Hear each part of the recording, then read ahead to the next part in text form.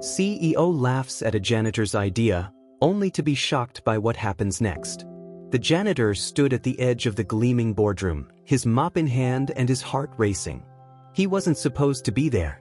Normally, the janitor's job was to clean this room late at night, long after the suits and ties had emptied it of their voices and decisions.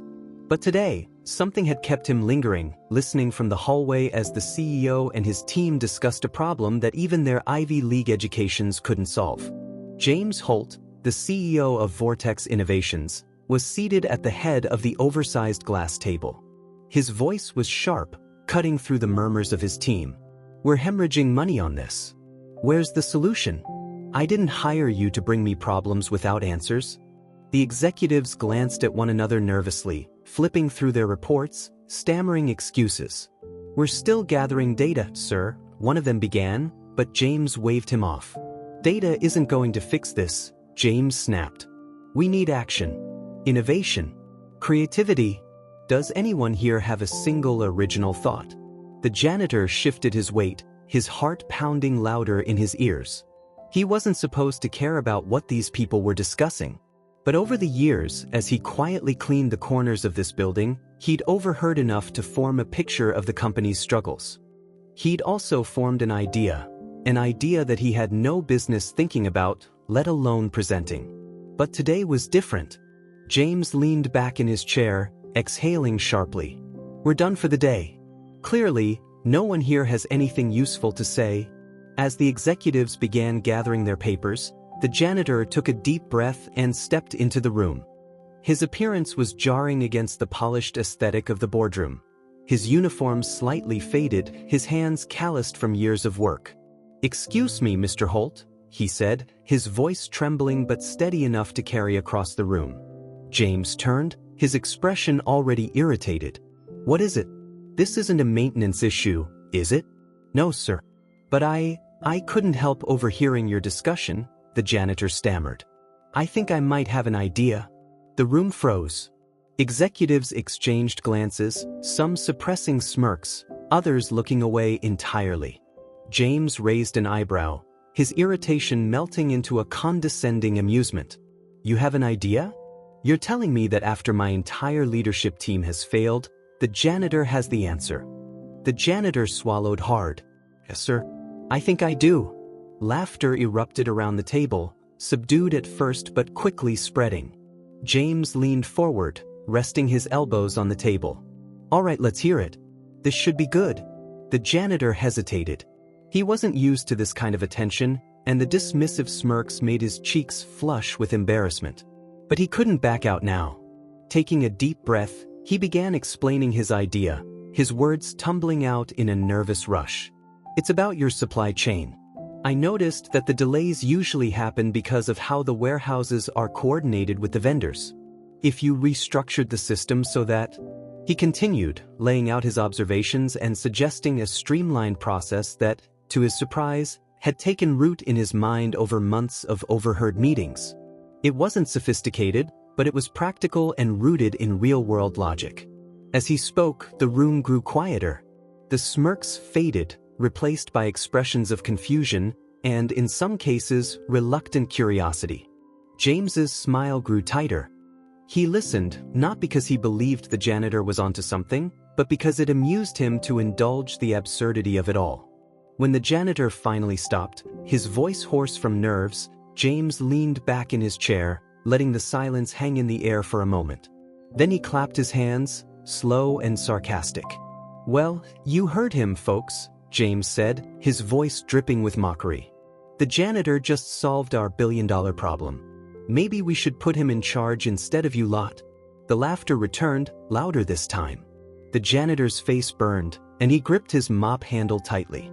James waved him off with a dismissive hand. "Stick to mopping floors, buddy. Leave innovation to the people who know what they're doing." Humiliated, the janitor turned and walked out of the room, his chest tight and his mind racing. He shouldn't have said anything. He knew better. Yet, as he returned to the quiet solace of his cleaning supplies, he couldn't shake the feeling that his idea had merit. He'd seen the patterns, understood the inefficiencies. He'd spoken up because he genuinely believed it could help.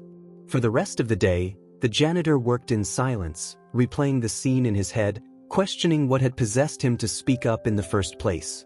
He finished his shift and went home, but the thought of his idea lingered, nagging at him like an unsolved puzzle.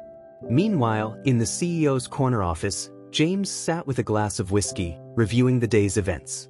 The janitor's audacity amused him, but there was a small, nagging part of him that couldn't quite let it go. He replayed the janitor's words in his mind, wondering if there was a sliver of truth buried in the absurdity. But James quickly pushed the thought aside.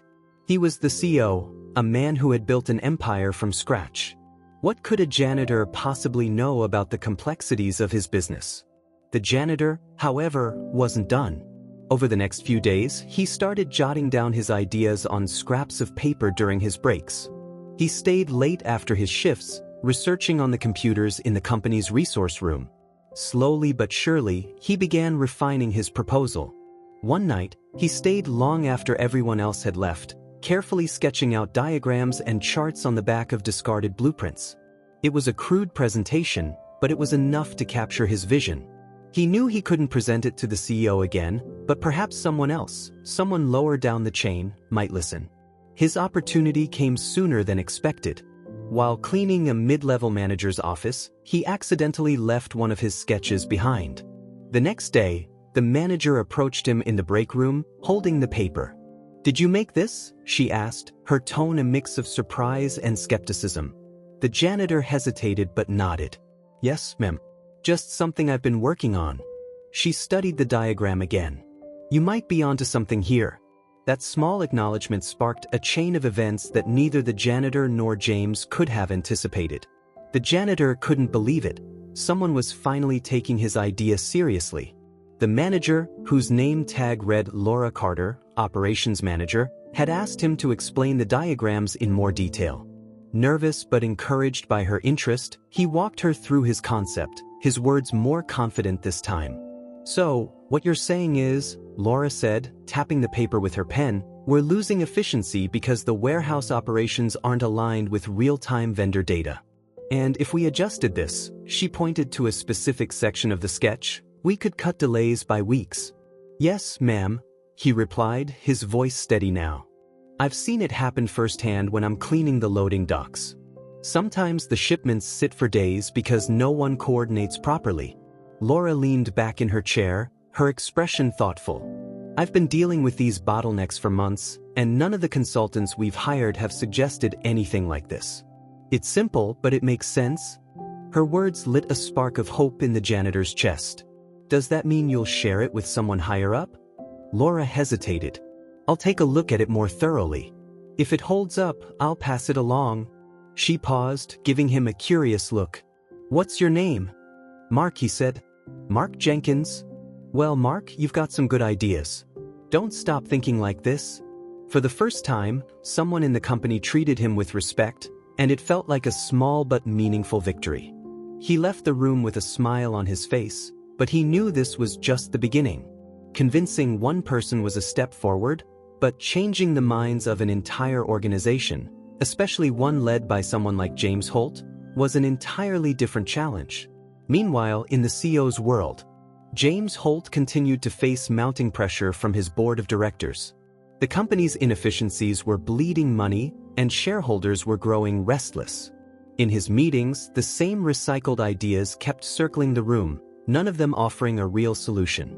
One morning, as James reviewed the latest disappointing quarterly report, Laura Carter entered his office. She carried a folder under her arm, her expression determined. "Do you have a minute, sir?" she asked. James gestured to the chair opposite him, barely looking up. "Make it quick." Laura sat down and placed the folder on his desk. "I've been looking into a potential solution for the supply chain issues." He raised an eyebrow, finally glancing at her.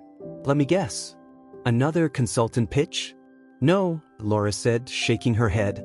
"This idea didn't come from a consultant. It came from one of our employees." James opened the folder, scanning the sketches and notes inside. His brow furrowed.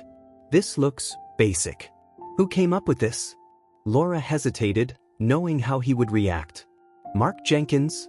James leaned back in his chair, the name not ringing any bells. Who? He's one of our janitors, Laura said plainly. The silence in the room was deafening.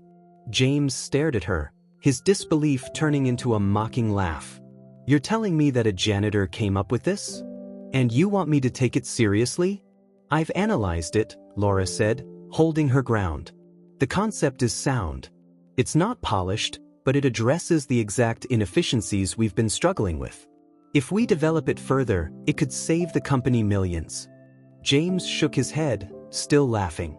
Laura, I appreciate your enthusiasm, but this is absurd. We're not about to base our strategy on a janitor's doodles. It's more than doodles, Laura insisted. And with all due respect, sir, the consultants haven't come up with anything better. James's smile faded, replaced by a look of irritation. That'll be all, Laura. She left the office, frustration etched across her face. Mark's idea might have merit, but James's arrogance was a wall that even solid logic couldn't penetrate. Mark continued refining his idea during his breaks, often consulting with Laura, who became his quiet ally within the company. She provided him with insights into the company's operations and helped him create a more professional presentation of his concept. Late nights turned into early mornings as Mark poured every ounce of energy into perfecting the proposal. But as word of Mark's involvement spread among the staff, whispers and gossip began to circulate. Some admired his determination, while others mocked him for overstepping his role. One afternoon, as he cleaned the cafeteria, a group of junior executives passed by, snickering. Hey, Einstein, one of them called out. Solving world hunger in between mopping floors? Mark ignored them, focusing on his work. But the comments stung. He wasn't trying to prove he was smarter than anyone else. He just wanted to help. Despite the ridicule, Mark's determination only grew. He knew that success wouldn't come easily, but he refused to give up. One evening, while reviewing his presentation with Laura in her office, there was a knock at the door. A man in a tailored suit entered, a senior vice president Mark recognized from company memos. I heard you've been working on something unconventional, the VP said, his tone curious rather than dismissive. Laura glanced at Mark, then back at the VP. Yes, and it's worth looking at. The VP gestured for them to continue. Mark hesitated, but Laura gave him an encouraging nod. Gathering his courage, he began walking the VP through the presentation, carefully explaining each step of his idea. To Mark's surprise, the VP didn't laugh or mock him. Instead, he asked questions, pointed, technical questions that challenged Mark to think deeper. By the end of the conversation, the VP was nodding thoughtfully. This is interesting, he said. I'll admit, I wasn't expecting much, but this has potential. Mark's heart soared. Does that mean you'll support it? I can't promise anything, the VP replied. But I'll mention it at the next leadership meeting. It wasn't a guarantee, but it was enough to give Mark hope. For the first time, someone in upper management was taking his idea seriously. The next day, however, the news reached James Holt. Furious that a janitor's idea was gaining traction, he called an emergency meeting with his senior team. His voice thundered through the boardroom as he slammed a copy of Mark's proposal onto the table. Is this what we've come to? James demanded. Taking advice from someone who cleans our floors? The tension in the room was palpable. Some executives shifted uncomfortably, while others avoided eye contact. Laura, sitting near the end of the table, spoke up. With all due respect, sir, the idea has merit. You're the one who said we need innovation. James shot her a glare. Innovation, yes, but not from a janitor. The meeting ended in frustration, but the seeds of doubt had been planted. More and more people within the company were beginning to see the value in Mark's idea, and James's dismissive attitude only fueled their support. Mark could feel the shift in the air as he went about his duties. Employees who had once ignored him now gave him curious glances or whispered in hushed tones as he passed. Some even stopped him to ask questions. Are you really the guy behind that supply chain idea? A younger employee asked him in the break room one day. Mark nodded cautiously. I guess so. That's incredible, the employee said, smiling. We've been struggling with that issue for months. I hope they give it a chance. Encouragement like that made the long hours and ridicule worth it, but it also made him nervous. The higher his idea climbed within the company, the more he feared the backlash from James Holt. Mark had seen the CEO's temper firsthand, and he knew that James wasn't the type to admit when someone else, especially someone from the bottom of the corporate ladder, had a good idea. In the executive suite, James paced his office, his irritation bubbling over. The whispers about the janitor's idea were spreading, and it was beginning to make him look bad. His board of directors had already asked about it during a recent meeting. "So, what's this we're hearing about an innovative supply chain solution?" one board member had asked. "Something about an internal idea?" James had brushed it off, assuring them that he was reviewing all options. But the truth was he hadn't even looked closely at the revised proposal Mark and Laura had worked on. He didn't need to. In his mind, the very idea that a janitor could solve such a complex problem was laughable. But his senior vice president had other ideas. The next day, the VP brought up Mark's proposal during a leadership meeting, suggesting that they pilot it on a small scale. James's jaw tightened as he listened. "We don't have time to waste on experiments," he said curtly. "We need real solutions, not pet projects." "With respect, sir," the VP replied, "this isn't just a pet project. The numbers make sense. If it works, it could save us millions." James's glare silenced the room. "I said no." The meeting ended, but James could feel the dissent simmering among his team. It wasn't just the idea that bothered him, it was the challenge to his authority. He had built Vortex Innovations from the ground up, and he wasn't about to let a janitor undermine him. Despite James's resistance, Laura and the VP continued to quietly push for a pilot program. With the CEO distracted by other crises, they secured approval to test Mark's idea at one of the company's smaller distribution centers. It wasn't much, but it was a start. Mark couldn't believe it when Laura told him the news. "They're really going to try it?" he asked, his voice a mix of disbelief and excitement. Laura smiled. "They are. And if it works, there's no way James can ignore it." The next few weeks were a whirlwind. Mark worked alongside the operations team at the distribution center, implementing his idea and fine-tuning it as they went. For the first time, he wasn't just the janitor, he was part of something bigger. The results were better than anyone had expected. Delays were reduced by nearly 40%, and operational costs dropped significantly. Word of the success spread quickly, and soon, even the most skeptical employees were taking notice. When the results of the pilot program reached James's desk, he could no longer ignore them. The numbers were undeniable, and his board was starting to push for a company-wide rollout. "This is ridiculous," James muttered as he skimmed the report. "A janitor? Really?" One of his senior executives cleared his throat. "It's not about who came up with the idea, sir. It's about what works." James clenched his jaw. He couldn't argue with the results, but the thought of admitting that Mark's idea was better than anything his highly paid consultants had proposed was a bitter pill to swallow. As the pressure mounted, James decided to take matters into his own hands. He called a company-wide meeting, inviting employees from all levels to the main conference hall. Mark, still in his janitor's uniform, was among those in attendance. James took the stage, his expression stern but controlled. "We've been facing significant challenges as a company," he began, his voice steady. "And I've always believed in finding the best solutions, no matter where they come from." Mark's heart raced as James continued. Was he about to acknowledge the idea? Would he finally give credit where it was due? But, James said, his tone hardening, "It's also important to remember that not every idea, no matter how promising it seems, is ready for implementation. That's why I've decided to delay the rollout of this so-called solution until we've conducted more thorough reviews." Gasps and murmurs rippled through the room. Mark's stomach sank. This wasn't a delay, it was a dismissal, a way for James to bury the idea without outright rejecting it. Laura, sitting a few rows ahead, stood up.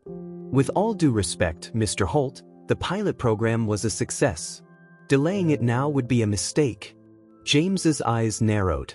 "Thank you, Laura. But the decision has been made." Mark clenched his fists, his mind racing. He had worked too hard, sacrificed too much, to let his idea die like this. Taking a deep breath, he stood up, his voice cutting through the murmurs. "Mr. Holt," he said, "may I speak?" All eyes turned to him. James's expression darkened. This is neither the time nor the place. Mark stepped forward, his voice steady despite the pounding of his heart. With all due respect, sir, this is exactly the time and place.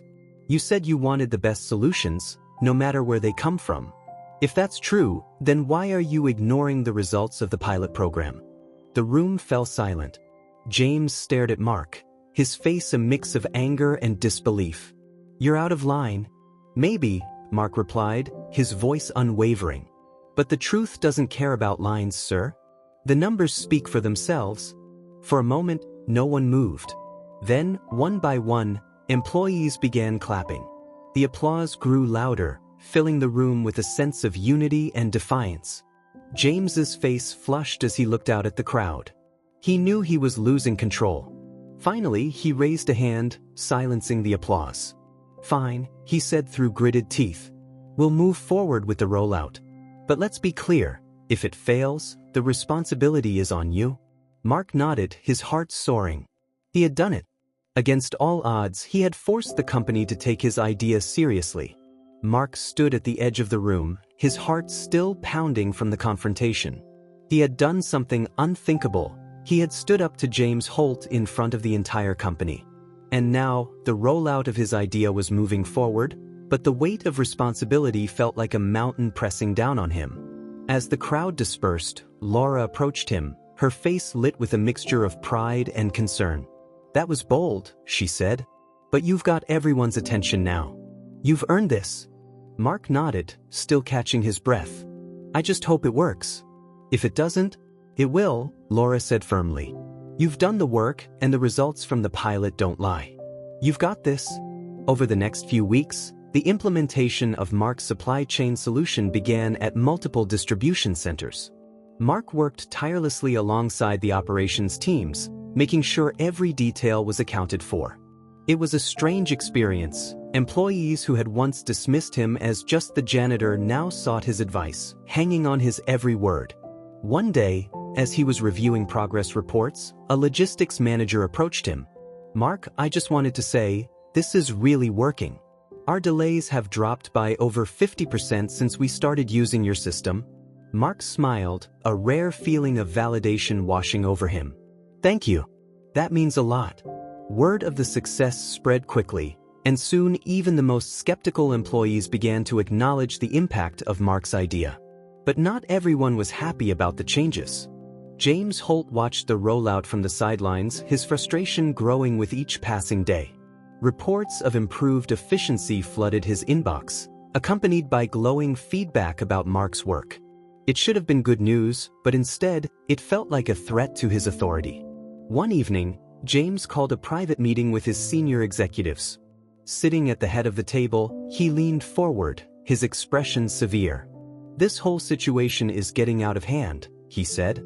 We're letting a janitor dictate how we run this company. One of the executives cleared his throat nervously.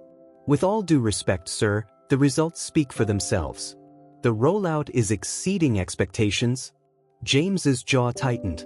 Results or not, this sets a dangerous precedent. What happens when every employee thinks they can bypass the chain of command? This isn't about efficiency, it's about control. The room fell silent. Even those who agreed with James could see that his ego was clouding his judgment. But no one dared to challenge him. But for James Holt, it was the final straw. During the next board meeting, the directors confronted him directly about his behavior and resistance to change. James, one board member said, your leadership style has been called into question. Your unwillingness to support innovation and your dismissal of valuable ideas have put the company at risk. James's face flushed. I've always acted in the best interest of this company. That's debatable, another director interjected. Mark's idea has saved us millions, yet you actively tried to suppress it. That's not the kind of leadership we need. James tried to argue, but it was clear that the board's patience had run out. After a heated discussion, they informed him that they were appointing a co-CEO to oversee operations, a clear signal that his control was being diminished. The celebration of change. A month later, the company hosted a celebratory event to highlight the success of the supply chain overhaul. Employees from all levels gathered in the main auditorium, where a stage had been set up for presentations and speeches. Mark stood backstage, nervously adjusting his tie. He wasn't used to public speaking, but Laura had convinced him to share his story. "You'll inspire people," she said. "They need to hear how you made this happen." When his name was announced, the room erupted into applause. Mark stepped onto the stage, his heart pounding, but as he looked out at the crowd, he saw familiar faces, employees who had believed in him, operations teams who had worked tirelessly alongside him, and even the logistics manager who had first noticed his sketches. "Thank you," Mark began, his voice steady. "When I started this journey, I was just a janitor with an idea. I didn't think anyone would listen, but I spoke up because I believed in what I saw. And today, I'm standing here because of all of you, the people who gave me a chance, who supported me, and who believed that a good idea can come from anywhere." The audience cheered, their energy filling the room. Mark continued, his confidence growing with each word. "This isn't just my success. It's ours. It's proof that no matter your role, your voice matters. And together, we can achieve incredible things." As he stepped off the stage, Laura was waiting for him with a wide smile. "You nailed it," she said. Mark smiled back, feeling a sense of fulfillment he had never known before. For the first time, he wasn't just the janitor, he was a leader, and he was ready for whatever came next. The ripple effect. As Mark walked out of the auditorium after his speech, employees approached him to shake his hand and offer their congratulations. People from every department, some he barely knew, others he had worked alongside during the rollout, were eager to share how much his success had inspired them. "Thank you for showing us that we can make a difference," one young intern said, her voice filled with emotion. "You've changed how we see our work." Mark smiled humbly. "It's a team effort. I just shared an idea." But the truth was, he had done more than that. His journey had sparked a cultural shift within the company. For the first time, employees felt that their voices mattered, that innovation could come from anyone, anywhere. James's quiet exit. Not everyone was celebrating. James Holt stood in his office, watching the festivities from the window. The distant sound of cheers and applause felt like a mockery of his authority. He had built this company, poured his life into it, and now he was being sidelined in favor of a janitor's idea. A knock on the door pulled him from his thoughts. It was the chairman of the board. "James," the chairman said, his tone measured but firm, "it's time we had a talk." James knew what was coming. The board had made their decision, and it was final. His role would be further reduced, with the co-CEO assuming greater responsibilities. It wasn't a complete demotion, but it was a clear signal that his days of unchecked power were over. "You've done great things for this company," the chairman said. "But the world is changing and so must we. It's time for new leadership." James nodded, his face stoic, but inside, he felt a pang of regret. He had let his pride cloud his judgment, and now he was paying the price. Mark's new beginning. Weeks turned into months, and Mark settled into his new role as head of process optimization. The transition wasn't easy. He had to learn on the job, navigating meetings, budgets, and decisions he had never faced before. But with Laura's guidance and the support of his growing team, he thrived. One day, as he walked through the office, he overheard a group of employees discussing a project in the break room. Their conversation was filled with enthusiasm, and Mark couldn't help but smile.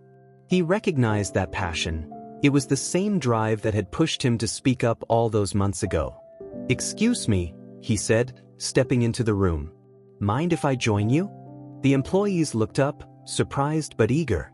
"Of course, Mr. Jenkins," one of them said. "Call me Mark," he replied, pulling up a chair. "Tell me what you're working on." A final encounter. One evening, as Mark was leaving the office, he ran into James in the lobby. The former CEO looked different, less polished, more subdued. For a moment, they stood in silence, the weight of their shared history hanging between them. "You've done well," James said finally, his tone devoid of the condescension that had once defined it. "Better than I expected." "Thank you," Mark replied, choosing his words carefully. "I couldn't have done it without the team." James nodded, his gaze distant. "I made mistakes. Big ones. I let my ego get in the way of what was best for the company. For that, I owe you an apology." Mark was taken aback. He hadn't expected an apology, least of all from James. "We all make mistakes," he said after a moment. "What matters is what we do next." James extended his hand, and Mark shook it, a gesture of closure and mutual respect. As James walked away, Mark felt a sense of peace. The man who had once dismissed him as nothing more than a janitor had finally acknowledged his worth. The legacy. Years later, Vortex Innovations was a company transformed. The culture of innovation and inclusivity that Mark had championed became its defining characteristic, and the once struggling business grew into an industry leader. Mark's journey from janitor to executive became the stuff of legend, a story told to every new employee as a reminder that great ideas could come from anywhere. His office, adorned with the first sketches of his supply chain solution, became a symbol of perseverance and possibility. And Mark? He never forgot where he came from. No matter how high he climbed, he made it a point to listen to the interns, the entry-level staff, even the janitors. Because he knew better than anyone that the best ideas often came from the most unexpected places. As he stood in the break room one afternoon, chatting with a group of employees, he saw a young woman hesitating at the edge of the room, clutching a notebook. She reminded him of himself, standing on the outside, unsure whether to speak up. Mark smiled and beckoned her over. "What's on your mind?" he asked. The woman hesitated, then stepped forward, her voice trembling but determined. "I have an idea." Mark listened, just as someone had once listened to him. Because in every voice, he knew there was the potential for greatness. While Mark's professional life was reaching new heights, his personal life was becoming increasingly complicated. The long hours and intense pressure were taking a toll on him. Nights that were once spent quietly with his family were now consumed by work, and he could feel the strain it was putting on his relationships. One evening, as he sat at the kitchen table poring over diagrams, his wife, Sarah, placed a cup of coffee in front of him. "You've been working non-stop," she said gently. "I'm proud of you, Mark, but I miss you." Mark looked up, guilt flickering in his eyes. "I know. I'm sorry. It's just, this is my chance to prove myself. I can't mess this up." Sarah sat down across from him, her expression soft but firm. "You've already proven yourself. You don't have to carry this alone." Her words stayed with him, giving him a sense of balance that he desperately needed. He realized that while his work was important, his family was his foundation. As the rollout continued, the improvements became impossible to ignore. Productivity soared, and the company's financial reports showed a dramatic turnaround. Mark's idea was no longer just an experiment, it was a resounding success. But with success came recognition, and Mark found himself thrust into the spotlight in ways he hadn't anticipated. One afternoon, he was called into a meeting with the board of directors, a room he had never imagined stepping into. The boardroom was intimidating, filled with people whose names and titles he had only seen in company newsletters. But as he presented his findings and answered their questions, he felt a growing confidence. He wasn't just the janitor anymore, he was a problem solver, someone who had made a real difference. When he finished, one of the board members leaned forward, smiling.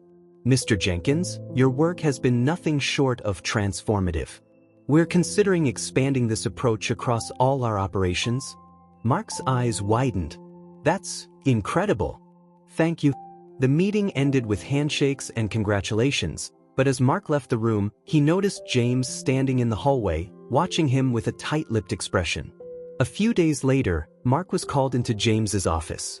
The CEO was seated behind his massive desk, his expression unreadable. "Have a seat," James said. Mark sat down, his nerves on edge. He couldn't tell if this was going to be a reprimand or a rare acknowledgement of his work. "I'll admit," James began, his tone begrudging, "your idea has been more successful than I expected. The board is thrilled, and the numbers speak for themselves." Mark waited, sensing there was more to come. "But," James continued, leaning forward, "don't think for a second that this changes anything. You're still a janitor. You got lucky, and I won't let this go to your head." Mark stared at him, a mixture of disbelief and frustration bubbling inside him. He had worked harder than anyone to make this happen, and yet James still refused to give him the respect he had earned. "With all due respect, sir, Mark said, his voice calm but firm. This isn't about me.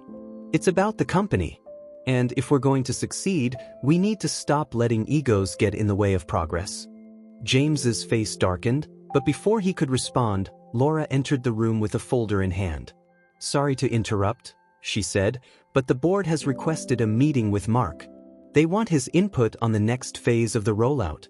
James's expression tightened, but he nodded curtly. Fine. Go. As Mark left the office, he couldn't help but feel a sense of triumph. For the first time, he saw James Holt for what he truly was, a man too blinded by his own pride to recognize the value of others. Mark walked down the hallway toward the boardroom, his mind racing with thoughts of what had just transpired. James Holt's words still rang in his ears, filled with bitterness and denial. Yet, despite the CEO's refusal to give him credit, Mark knew he had gained the trust and respect of the people who truly mattered, the board, the employees, and the operations teams that had seen his ideas transform the company. As he entered the boardroom, the atmosphere was markedly different from the earlier meeting. This time, the directors greeted him with genuine smiles and nods of approval. Laura was already there, seated near the head of the table, her expression a mix of pride and encouragement. Mr. Jenkins, one of the board members began, we've reviewed the data from the rollout and the results speak for themselves. Your initiative has exceeded our expectations in every measurable way. Mark swallowed hard, trying to keep his emotions in check. Thank you, sir.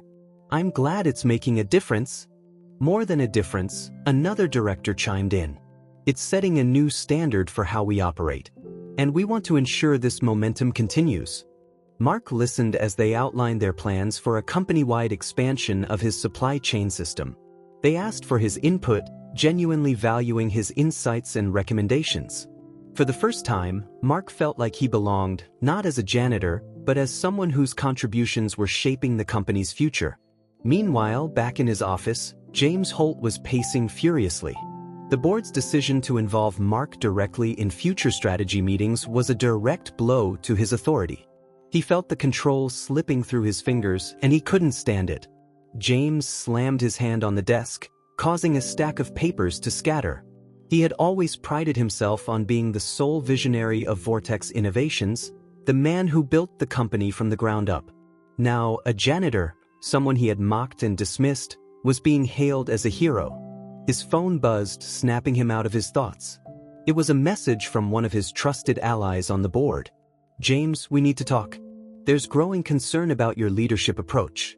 Let's meet privately. James stared at the screen, his stomach sinking.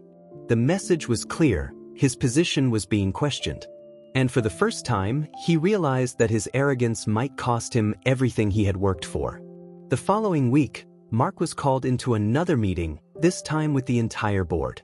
He arrived wearing his usual uniform, feeling slightly out of place among the suits and ties, but Laura had reassured him beforehand.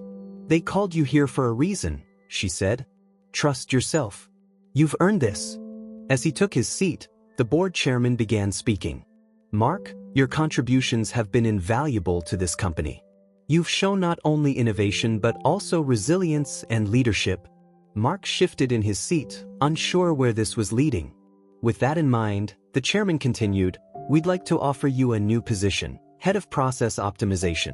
It's a newly created role, and we believe you're the perfect candidate to fill it. Mark's jaw dropped. He had never imagined such a thing was possible. I don't know what to say. Thank you. Thank you so much. The board members smiled, clearly pleased with his reaction. We're confident you'll do great things, Mark. And don't worry, you'll have a team to support you and resources to make your vision a reality. Laura gave him a subtle thumbs up from across the table, her eyes shining with pride. For Mark, it felt like a dream, one he hadn't dared to dream before. News of Mark's promotion spread quickly throughout the company, and the reactions were overwhelmingly positive. Employees saw it as a symbol of change, proof that hard work and good ideas could be rewarded, no matter where they came from.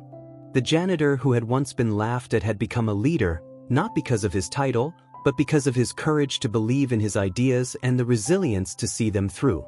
And in doing so, he proved a truth that no boardroom or title could deny. that innovation, integrity, and determination could change the world.